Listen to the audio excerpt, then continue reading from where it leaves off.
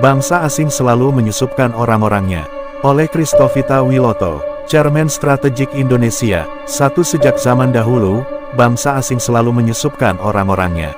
Bangsa-bangsa besar seperti China dan Amerika selalu memakai cara menyusupkan orang-orangnya, bukan hanya untuk mencari informasi, tetapi untuk mengambil alih pemerintahan, ekonomi, dan sumber daya suatu negara.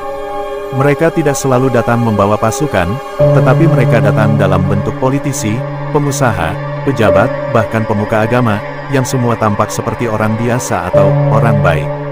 Contoh dalam sejarah, 1917 Rusia jatuh ke tangan Lenin, dibantu agen Jerman, disusupkan untuk menghancurkan musuh Jerman dari dalam.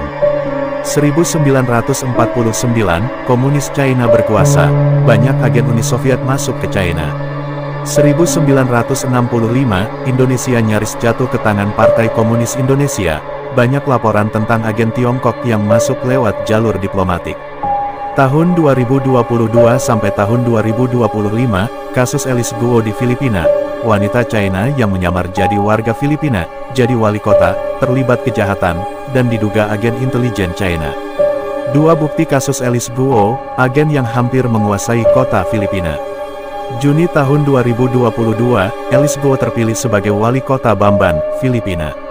Maret tahun 2024 terbongkar, dia terlibat jaringan perjudian, pencucian uang, dan perdagangan manusia. 3–4 September tahun 2024, ditangkap di Tangerang, Indonesia, saat melarikan diri.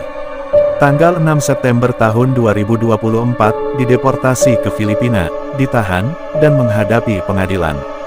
Juni tahun 2025, pengadilan Filipina menyatakan dia warga negara China yang menyusup, bukan warga Filipina. Alice Guo adalah contoh nyata bagaimana China berani menyusupkan warganya ke negara lain bahkan sampai menduduki jabatan publik. 3 metode penyusupan yang dilakukan negara-negara besar.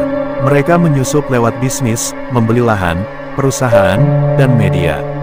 Mereka menyusup lewat politik, mendanai partai atau calon pejabat. Mereka menyusup lewat lembaga sosial, pendidikan, agama, dan budaya. Mereka menyusup lewat utang dan bantuan luar negeri, membuat negara tergantung. 4. Apa bahaya bagi Indonesia? Kedaulatan bangsa bisa jatuh ke tangan asing tanpa perang. Pemerintah bisa dikendalikan asing tanpa rakyat tahu. Harta bangsa diambil tanpa suara tembakan. 5. Firman Allah yang membuka mata kita. 2 Korintus pasal 11 ayat 13–15. Sebab orang-orang itu adalah rasul-rasul palsu, pekerja-pekerja curang, yang menyamar sebagai rasul-rasul Kristus. Hal itu tidak usah mengherankan, sebab iblis pun menyamar sebagai malaikat terang. Jadi bukanlah sesuatu yang ganjil, jika pelayan-pelayannya pun menyamar sebagai pelayan kebenaran. Kesudahan mereka akan setimpal dengan perbuatan mereka. 6 Arahan Tuhan Yesus Kristus khusus kasus ini. Berjaga-jaga dan jangan lengah. Matius pasal 24 ayat 4–5. Waspadalah supaya jangan ada orang yang menyesatkan kamu. Sebab banyak orang akan datang dengan memakai namaku dan berkata, Akulah Mesias, dan mereka akan menyesatkan banyak orang. Berdoa dan meminta hikmat kepada Allah. Yakobus pasal 1 ayat 5. Tetapi apabila di antara kamu ada yang kekurangan hikmat, hendaklah ia memintakannya kepada Allah, yang memberikan kepada semua orang dengan murah hati dan dengan tidak membangkit-bangkit, maka hal itu akan diberikan kepadanya. Jangan takut, Allah menyertai bangsa ini. Yesaya pasal 41 ayat 10. Janganlah takut, sebab aku menyertai engkau, janganlah bimbang, sebab aku ini Allahmu, aku akan meneguhkan, bahkan akan menolong engkau, aku akan memegang engkau dengan tangan kananku yang membawa kemenangan. Jangan berkompromi dengan kejahatan.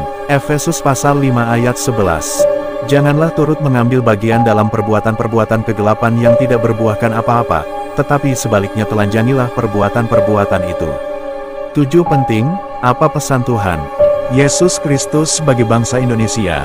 Tuhan Yesus Kristus mengingatkan, bangkitlah, Indonesia, jangan mau ditipu oleh orang-orang yang berpura-pura jadi kawan, tetapi sesungguhnya utusan kegelapan.